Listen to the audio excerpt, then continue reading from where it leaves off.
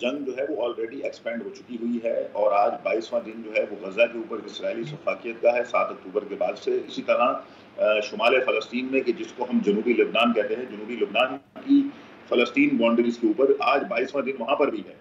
वहां पर भी मुसलसल लड़ाई है और वहां पर हिजबुल्लाह के फौजियों और खासिर इसराइली फौजियों के माबैन बहुत बड़ी झड़पें हो रही हैं। ये जो अक़वाम मुत्तहिदा के अंदर इजलास है, इसका आप देखिए कि जब अमेरिका, जो बाइडन खुलकर वहां पर आकर गासिब सहूनी हुकूमत को खुल्लम खुल्ला वो यहाँ पर आके पैगाम देते हैं कि हम अमेरिका जो है ना वो इसराइल की जंग लड़ेंगे। किसके साथ लड़ेंगे आप? गजा के मजलूम लोगों के साथ लड़ेंगे। अगर आपको मुदाहमत के साथ लड़ना है तो फिर मुदाहमत के साथ लड़िए, फलस्तीनी हमास के साथ लड़े, जहाद इस्लामी के साथ लड़े, वो लड़ने को तैयार है। लेकिन आप आते हैं मासूम बच्चों पर बमबारी करते हैं और फिर यूनाइटेड नेशन में भी आप देखें जो 14 मुल्क हैं जिन्होंने इस करारदाद के ऊपर इसको वीटो किया है या इसके ऊपर अपना वोट नहीं दिया है, उनके अंदर भी अमेरिका सरफहरिस्त है, बरतानिया सरफहरिस्त है, फ्रांस है उसके अंदर। ये वो सारे लोग हैं जिन्होंने कल 1948 में इसराइल को बनाया था।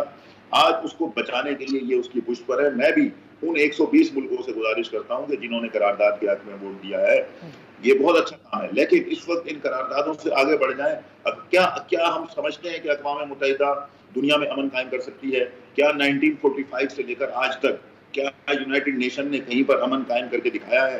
क्या अफगानिस्तान में होने वाला कत्लेआम और इसी तरह इराक में होने वाली जुल्म और दहशतगर्दी, इसी तरह जो दाइश के जरिए जो कुछ किया गया, क्या कभी यूनाइटेड नेशन का कोई रोल हमें नजर आया है?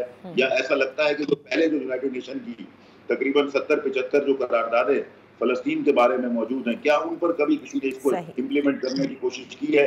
लिहाजा ये वक्त करारदादों और मुजम्मतों का नहीं है। मैं ये समझता हूं कि हमारे मुस्लिम उम्मा के हुक्मरानों को चाहिए वो पहले नंबर पर एक काम कर सकते हैं जो फौरी किया जा सकता है।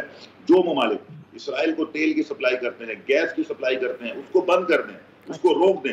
ये प्रैक्टिकल काम है। एक प्रैक्टिकल काम की तरफ आगे बढ़ें और उनकी जो फाइनेंशियल एड है, जो मेडिकल एड है, उसको करें।